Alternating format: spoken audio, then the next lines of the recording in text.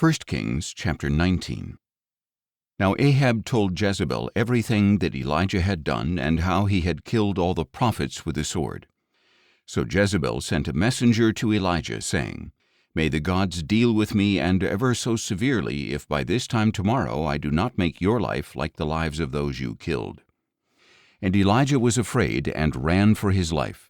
When he came to Beersheba in Judah, he left his servant there, while he himself traveled on a day's journey into the wilderness. He sat down under a broom tree and prayed that he might die. "I have had enough, Lord," he said. "Take my life, for I am no better than my fathers." Then he lay down under the broom tree and fell asleep. Suddenly an angel touched him and said, "Get up and eat." And he looked around, and there by his head was a cake of bread baked over hot coals, and a jar of water. So he ate and drank and lay down again. A second time the angel of the Lord returned and touched him, saying, "Get up and eat, or the journey will be too much for you." So he got up and ate and drank. And strengthened by that food he walked 40 days and 40 nights until he reached Horeb, the mountain of God. There Elijah entered a cave and spent the night. And the word of the Lord came to him, saying, "What are you doing here, Elijah?" "I have been very zealous for the Lord, the God of hosts," he replied. "But the Israelites have forsaken your covenant, torn down your altars, and killed your prophets with the sword. I am the only one left, and they are seeking my life as well." Then the Lord said, "Go out and stand on the mountain before the Lord. Behold, the Lord is about to pass by."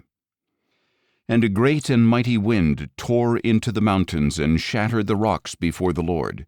But the Lord was not in the wind. After the wind there was an earthquake, but the Lord was not in the earthquake. After the earthquake there was a fire, but the Lord was not in the fire. And after the fire came a still, small voice. When Elijah heard it, he wrapped his face in his cloak and went out and stood at the mouth of the cave. Suddenly a voice came to him and said, "What are you doing here, Elijah?"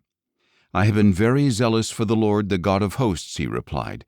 "But the Israelites have forsaken your covenant, torn down your altars, and killed your prophets with the sword. I am the only one left, and they are seeking my life as well."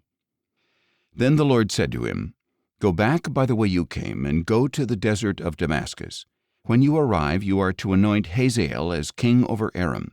You are also to anoint Jehu, son of Nimshi, as king over Israel, and Elisha, son of Shaphat, from Abel-Meholah, to succeed you as prophet. Then Jehu will put to death whoever escapes the sword of Hazael, and Elisha will put to death whoever escapes the sword of Jehu. Nevertheless, I have reserved 7,000 in Israel, all whose knees have not bowed to Baal, and whose mouths have not kissed him." So Elijah departed and found Elisha, son of Shaphat. He was plowing with 12 teams of oxen, and he was with the 12th team. Elijah passed by him and threw his cloak around him. So Elisha left the oxen, ran after Elijah, and said, "Please let me kiss my father and mother goodbye, and then I will follow you." "Go on back," Elijah replied, "for what have I done to you?"